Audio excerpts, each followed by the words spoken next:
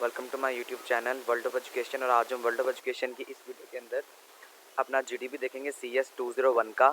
और मैंने बहुत ज़्यादा आसान वर्डिंग में आपका ये जो जीडीपी है वो लिखा हुआ है, ताकि आपको इजीली आप जो है वो अपने उसमें जीडीपी में चेंजिंग कर सकें।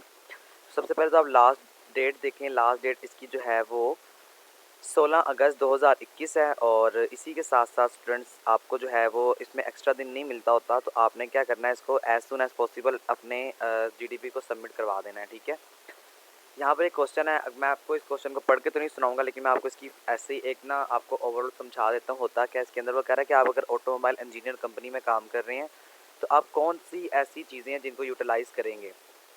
मेमोरी के बारे में एक्चुअली आपसे एक क्वेश्चन है, और मेमोरी के बारे में आपसे पूछा कि आप कैसी मेमोरी जो है वो इस्तेमाल करना चाहते हैं। आप स्टैटिक मेमोरी इस्तेमाल करेंगे, ऑटोमेटिक मशीनें आपने बनानी है जो कि आपके एंड्रॉयड सिस्टम को रन करवा सकें, या आप जो है वो इसके अलावा जो आपके पास डायनामिक मेमोरी है उसको इस्तेमाल करेंगे। तो सबसे पहले तो हम इसका डिफरेंस देखेंगे। कुछ इंस्ट्रक्शंस हैं, ये आपने एक दफ़ा खुद से रीड आउट कर लेना है। सोल्यूशन में जाने से पहले आपसे एक रिक्वेस्ट है कि मुझे अभी आपकी सपोर्ट की बहुत ज़रूरत है। मेरी वीडियोस को कंप्लीट वॉच किया करें, जहाँ तक पॉसिबल हो सकता है शेयर करें।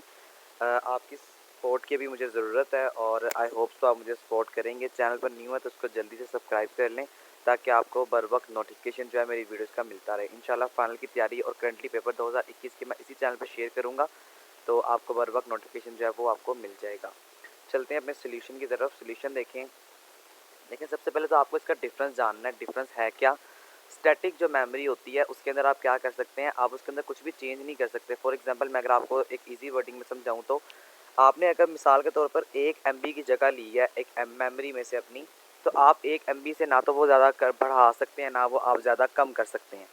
इसी तरह से जो डायनामिक मेमोरी होती है, इसके अंदर अगर आपने एक मेमोरी में जगह ली हुई है, 1 MB सॉरी, अगर आपने मेमोरी में जगह ली है, तो आप इसको बढ़ा भी सकते हैं, आप इसे कन्वर्ट कर सकते हैं केबीज में, यानी कम भी कर सकते हैं। यही यहाँ पे मैं लिख दिया कि ये अलाउकेट करता है कि आप अपने डिक्लेयर करेंगे जब भी वेरिएबल को, तो वो कंपाइलर करेगा। और कंपाइलर के अंदर it can not be change increase और decrease memory when we required in the program. मतलब क्या है इसका मतलब ये कि ये इंक्रीज भी नहीं कर सकता और डिक्रीज भी नहीं कर सकता।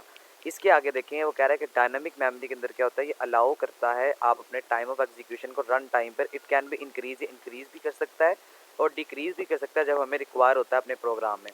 We can also free memory in it, और इसके अंदर हम अपनी मेमोरी को फ्री भी कर सकते हैं। मिसाल के तौर पर अगर आपको 1 GB का रिक्वायर्ड और एक GB में से आपको 800 MB जो है आपकी मेमोरी में यूटिलाइज हुए हैं, 200 MB बच चुके हैं, तो आप उसे फ्री भी कर सकते हैं, या आपका जब काम मुकम्मल होगा तब मुकम्मल करने के बाद आप 1 GB मेमोरी को फ्री भी करवा सकते हैं, कर सकते हैं। तो अब चूँकि देखें ये क्वेश्चन की तरफ दोबारा है, तो वो कह रहा है कि ये ऑटोमेटिक कंपनी है, एक ऑटोमेटिक इंडस्ट्री है। तो ऑटोमेटिक इंडस्ट्री के अंदर हमें पता है जो एक काम हमने करवाना है वो तो करना ही करना है। तो अब हम कहेंगे according to the given instruction, जो कि हमें इंस्ट्रक्शन दी गई हैं उसके मुताबिक static memory is best. Static memory जो है वो बेस्ट है। क्यों? क्योंकि देखें, अब जो एक गाड़ी ऑटोमेटिक या एक जो मोबाइल ऑटोमेटिक होता है, अब इसके अंदर क्या होता है, आपको एक फंक्शन का पता है, ना तो आप वो फंक्शन को अपने से एक्सपैंड कर सकते हैं, ना आप उस फंक्शन को अपने तरफ से कम कर सकते हैं। तो हमने अभी पढ़ा है कि स्टैटिक जो इंडस्ट्री है, स्टैटिक सॉरी जो मेमोरी है, उसके अंदर क्या होता है, आपका सिर्फ एक एक जो आपने रिक्वायर्ड की होती है उसी के मुताबिक आप अपनी मेमोरी को यूटिलाइज करते हैं, ना तो बढ़ा सकते हैं ना कम कर सकते हैं। अब क्यों बेस्ट है, यहाँ पर देखें। सबसे पहले तो लिखा हुआ है रिसोर्सेज। हमें जो रिसोर्सेज हैं वो बड़े लिमिटेड से हैं। अब ज़ाहिर बात है, अब जब हमारी डायनामिक मेमोरी आएगी उसके अंदर हमारी जो प्राइस है वो बहुत ज़्यादा एक्सपैंड हो जाएगी, बढ़ जाएगी। अब चूँकि हमारे पास रिसोर्सेज नहीं है, तो इसका मतलब कि ये है कि हम स्टैटिक मेमोरी को इस्तेमाल करेंगे। इसी के साथ साथ देखें, अब हमें फिक्स मेमोरी का कहा गया है, तो फिक्स मेमोरी लोकेशन आपको पता है कौन सी होती है प्रोडक्ट के लिए, वो स्टैटिक मेमोरी होती है। तो इंस्ट्रक्शन को भी हमने देखना है। अब हमें जो कंपनी का ओनर है वो यही कह रहा है कि आपके पास रिसोर्सेज भी इतने हैं और आपने फिक्स मेमोरी को इस्तेमाल करना है, और फिक्स मेमोरी को जो दूसरा नेम है that is the static memory as a MCQ point of view final term के पेपर में आपने याद रखना है। उसके आगे क्वेश्चन नंबर 3 देखें। क्वेश्चन नंबर 3 का मतलब क्या है, सॉरी पॉइंट 3 देखें।